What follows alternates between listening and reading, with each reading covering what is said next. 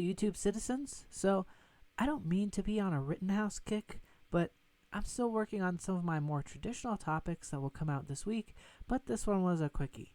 So I've noticed a lot of people don't seem to understand why the gun charges were dropped on Kyle Rittenhouse, even those who agree he acted in self-defense. It is a bit confusing, but once you read it carefully, I think it should be clear why a minor in possession of what is defined as a deadly weapon is in fact, in this case, not guilty of being a minor in possession of a deadly weapon, legally speaking. Some people are thinking that the exemption here is for hunting, which is untrue. So let's do what we do best here and do some source methods. The news articles trying to explain this do so pretty dismally, since they take so little context from the law and barely give any breadcrumbs as to where to find it. So here's the Wisconsin Criminal Code, direct from their website, section 948.60, possession of a dangerous weapon by a person under 18. So let's read it and unpack it. In this section, dangerous weapon means any firearm, loaded or unloaded, any electric weapon, as defined in section 941.295, 1C, A, metallic knuckles, or knuckles of any substance which could be put to the same use, with the same or similar effect as metallic knuckles, a nunchaku or similar weapon consisting of 2 sticks of wood, plastic or metal connected at one end by a length of rope, chain, wire, or leather, asbestos or similar material weighted with metal or other substances and worn on the hand, a shuriken or any similar pointed star-like object intended to injure a person when thrown, or a manriki gusari or similar length of chain having weighted ends. So, Kyle's rifle fits the description of a deadly weapon, any firearm, loaded or unloaded. And he was under 18, so case closed, right? Wrong. So we have some additional stipulations in this law about selling weapons and using them to harm others or self-harm, which, of course, for harming others, self-defense is a legal defense. So then we come to subsection 3, paragraph 1, which gives exemption to minors using the deadly weapons for target practice or training when done under adult supervision. Quote, this section does not apply to a person under 18 years of age who possesses or is armed with a dangerous weapon when the dangerous weapon is being used in target practice under the supervision of an adult or in a course of instruction in the traditional and proper use of the dangerous weapon under the supervision of an adult. The section does not apply to an adult who transfers a dangerous weapon to a person under 18 years of age for use only in target practice under the adult's supervision or in a course of instruction in the traditional and proper use of the dangerous weapon under the adult's supervision. So, paragraph B gives an exemption to those minors who are in military programs. And finally, subsection 3, paragraph C, is what we're looking for. Quote, this section applies only to a person under 18 years of age who possesses or is armed with a rifle or shotgun if the person is in violation of section 941.28 or is not in compliance with subsection 29.304 and 29.593. Those last two sections are about hunting exemptions and requirements for hunting licenses. But Kyle was not hunting. So, what was that first part again? This section, the ban on minors in possession of deadly weapons, applies only to a person under 18 years of age who possesses or is armed with a rifle or a shotgun if the person is in violation of section 941.28. So what is section 941.28? Possession of short-barreled shotgun or short-barreled rifle. In this section, the length of a short-barreled rifle and shotgun are defined, so the details are not super important because even the prosecution acknowledged that Kyle's rifle was not violating this section with its length. I ultimately read the statute and have, even when I ruled on the motion to dismiss, I was of the opinion that the statute was as interpreted by the defense, but there was not sufficient grounds to grant the motion to dismiss. Is the firearm here? No? Yes. We can either measure it, or you can stipulate that it does not meet what I've stated are the requirements, and if it is out of compliance If the barrel length is less than 60 inches, or an overall length less than 26 inches, then I'll deny the motion. If it does not meet those specifications, then this defense motion will be granted. We are not disputing that the barrel is appropriate.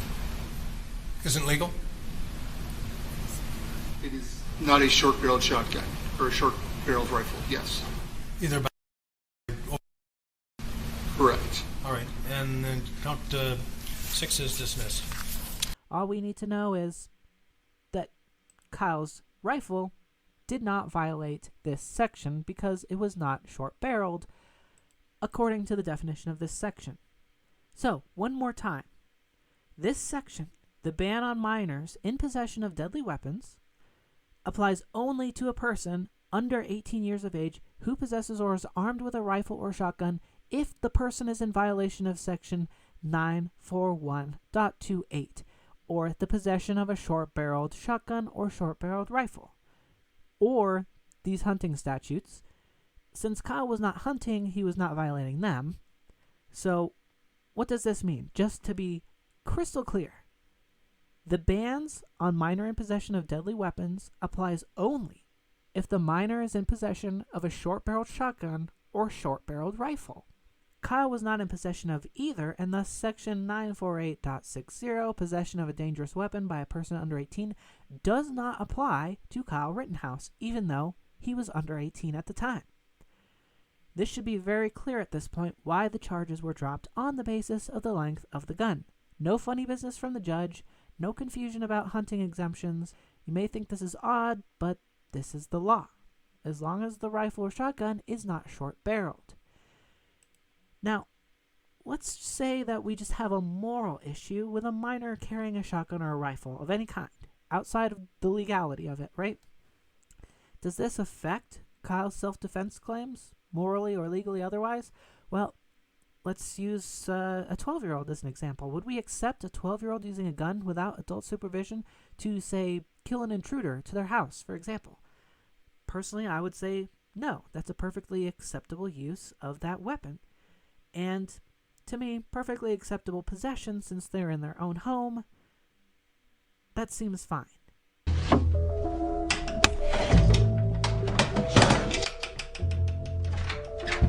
Billy, you better get ready for... Oh my God. You look so awesome right now. You look so cool with that thing. Hold it up again. You look amazing. You look like the raddest kid ever. Wait a minute. Here, try on my sunglasses. Whoa, that looks awesome. You know how cool you look right now? You look like the devil. Okay, so what if a 12-year-old went out in public with a gun and then got attacked, and should they be held responsible? Well, I mean, yes and no. We really should not have 12-year-olds roaming the streets with rifles. However, I would still say this does not affect their defense against a murder charge for self-defense. If they're guilty legally or otherwise of minor in possession of a deadly weapon, I would say this is a separate issue from self-defense. I would say it should be legal to use an illegal weapon to defend yourself. That should not preclude you from being able to defend yourself. Only if you're like committing a felony, like a robbery, should that preclude you from being able to defend yourself. Because, you know, maybe there should probably be some consequence for simply possessing the weapon at that super young age, but I do not accept that the act of merely being armed at any age is a provocative or aggressive action, even if it's unsafe. So, unlike a felony like a robbery, that is using the weapon in a provocative or aggressive manner, so the other person has the right to self-defense. You can't claim self-defense if they attack you defending themselves. So, merely just having the weapon illegally would still justify an act of self-defense, because just having a weapon illegally is not the commission of a felony. to the point, at least, of being should be considered aggression, like robbery, armed robbery. So that would still justify self-defense against the armed person, as Kyle's assailants tried to justify. The mere fact that he was armed means that they could act in self-defense against him. That doesn't fly. Only in case of a minor does this become dangerous, but it's still not aggressive. This is for the police to take care of, not vigilantes in the street. And as is widely reported, many protesters on both sides open carried guns in Kenosha the night of the Rittenhouse incident. And they were not deemed aggressors. So now, in the case of Kyle Rittenhouse, there was no way for his assailants to know how old he was, so they were not enforcing any laws along those lines, and they knew that he was not an active shooter, or else Kyle would be actively shooting them. An active shooter does not go to the police, does not tell you he's going to the police, and he will not hesitate to shoot unarmed people, and he will not wait to have a gun aimed at himself to shoot. And he will not avert his rifle from someone he intends to shoot, as is the case with Gage Grosskreutz, who aimed a gun at him.